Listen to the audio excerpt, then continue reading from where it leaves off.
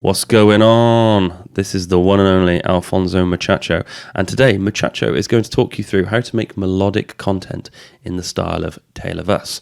So quite often I'll be sitting here in Muchacho Mansion thinking of ideas for tutorials, and occasionally I'll go on Instagram and ask you guys what sort of things you'd be interested in.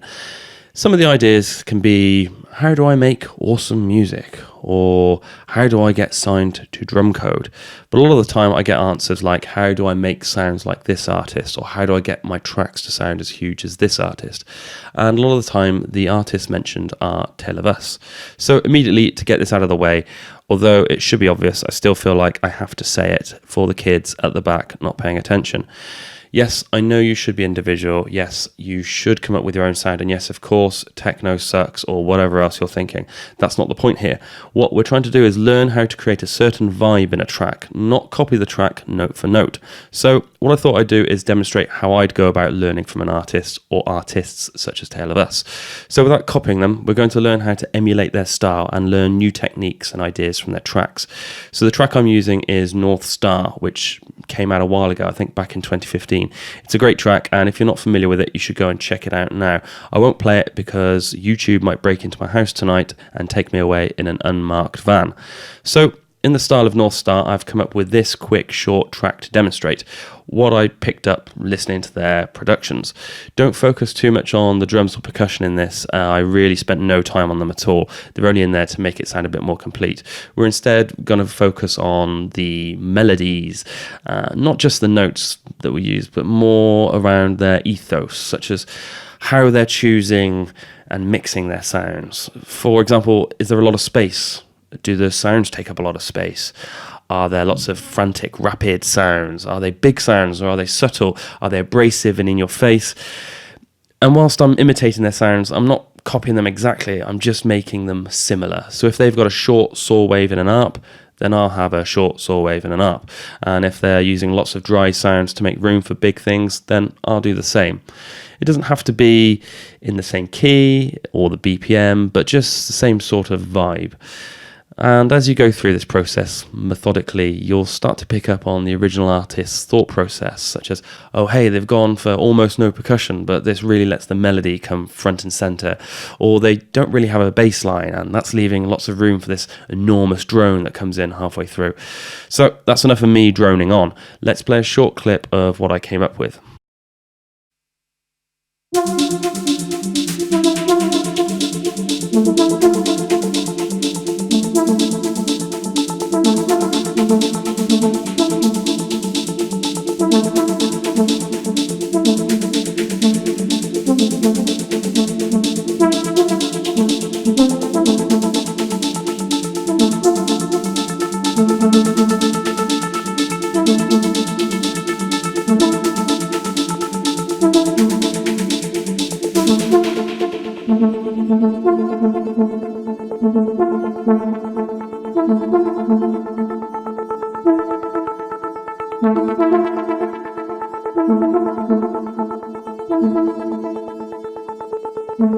Okay, so let's go through a few of the elements here and work out what's going on. So first up, this is a really repetitive melody. There really isn't a lot going on here. It's a simple square wave. Don't ask me why I use the sub-oscillator rather than the main pulse. Sometimes when you're experimenting, you come up with these things by accident like this. If I open up the filter and kill the effects, you'll hear just how simple it is to make.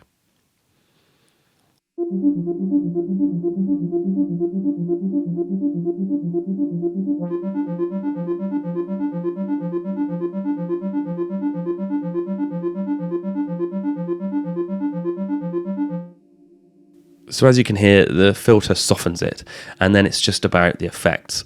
On Send A, I have the Valhalla Room reverb set to the big chamber preset. I went for this because Tale of Us often use a huge cavernous reverb across a lot of the track. There's very little in the way of pads and strings in their tracks, and they use reverb to create a subtle atmospheric ambience. In Northstar, it's more of a ping-pong sound and delay on this particular sound, but I love reverb, so why the hell not? I have also sent it to another reverb. This time it's the Valhalla Shimmer plugin, which is creating this epic wash to sit underneath the melodies in a track. So the decision here is this. In Northstar, they've used a short panned delay to create the atmospheric drone in the background. I've gone for reverb. I personally prefer reverb, but their track will sound a lot tighter as they're not wrestling with all the huge sounds that I am here. It's a compromise between hugeness and space, something to bear in mind. So the main lead, let's take a listen to it on its own.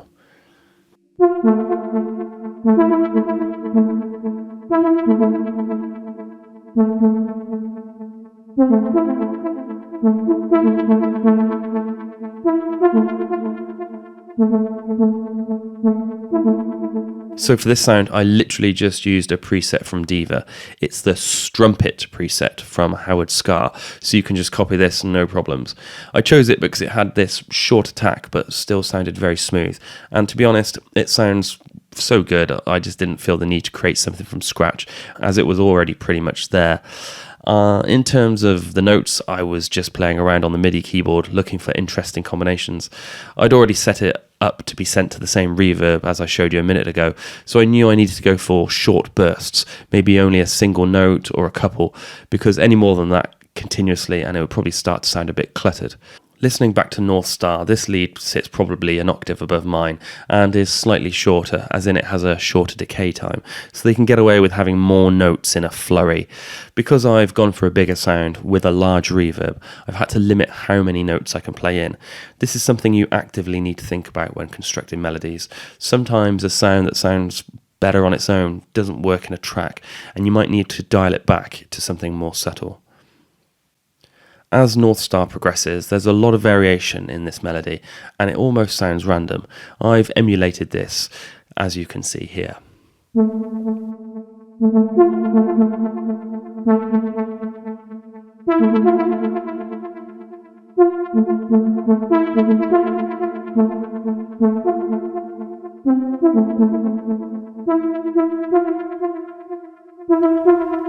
The advantage with doing this is you don't have to keep changing the sound to keep it interesting.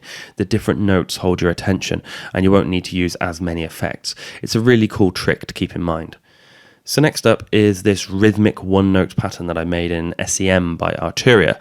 As you can see here, it's really nothing special, and it doesn't need to be. It's got a bit of overdrive and a very short delay on it, but what I've done is run it through Tantra to keep a little variation in it. Listen as I switch it in and out.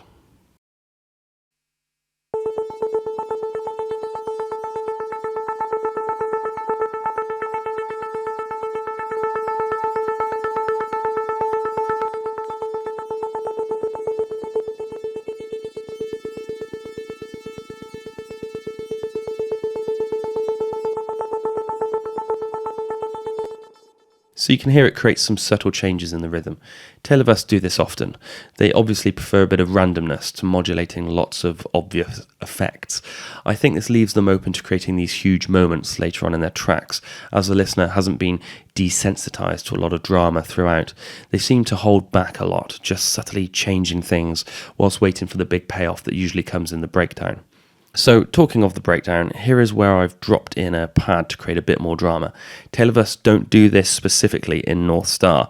They've opted for a shorter string sound that comes in and out, but they have used subtle pad sounds, often in breakdowns, to give an epic feel to the melodic crescendo of their tracks.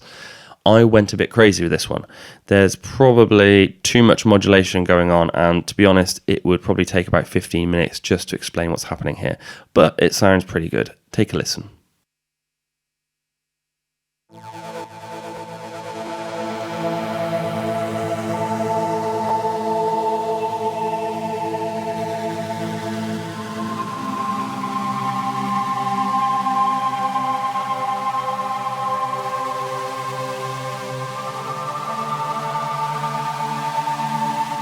I went for a rising sound to create a build into when the kick comes back in. Tale of Us don't really use a lot of effects builds or snare rolls or anything like that. They create tension from the sounds that already exist in the track. For example, by changing up the melody to a different note or by applying a short delay to an up. It's all about the little things in their tracks. It's worth quickly going over the bass line. As in Northstar, they really focus on this huge noise that dominates the mix. I have one bass element that is an 808 tom, nothing special there. But as they did in Northstar, I recorded this snarling sound and ran it through a big reverb. Check it out.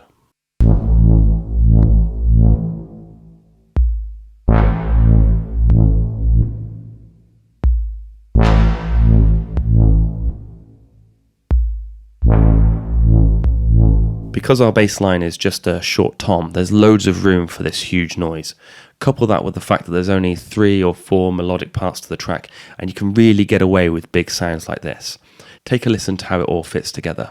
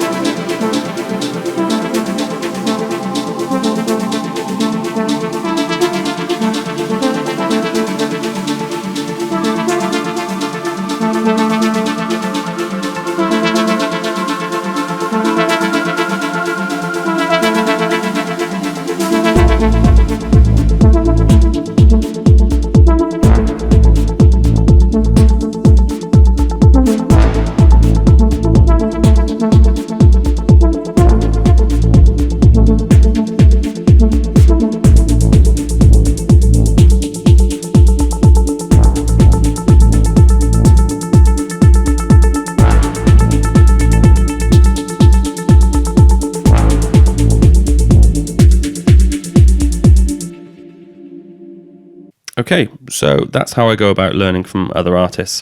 I think some people are afraid of spending hours studying other people's tracks. Obviously, I can't ever release this track or anything like that, so it might seem like it's time wasted, but I've learned a few things whilst doing it. I'm not saying I can make an entire song that would sound anything like a Tale of Us track, but I can see how they use short, snappy sounds in patterns with lots of variation. This leaves room for huge statement sounds that can come in and dominate the mix because there's a lot of space. These sounds are really memorable. They're the kind of things that when you're on the dance floor, it grabs everyone's attention and gets a great reaction. I really encourage you to grab one of your favorite artist tracks, drop it into your DAW and analyze it like this. You'll find a lot of tutorials online telling you how to make a lead sound from a track such as Northstar, but you won't know why it was used like it was. You'll know how to make it, but you won't know when to use it. For me, analysing other people's tracks is really the answer to this very, very important question. So let me know down in the comments what other artists you'd like to learn from.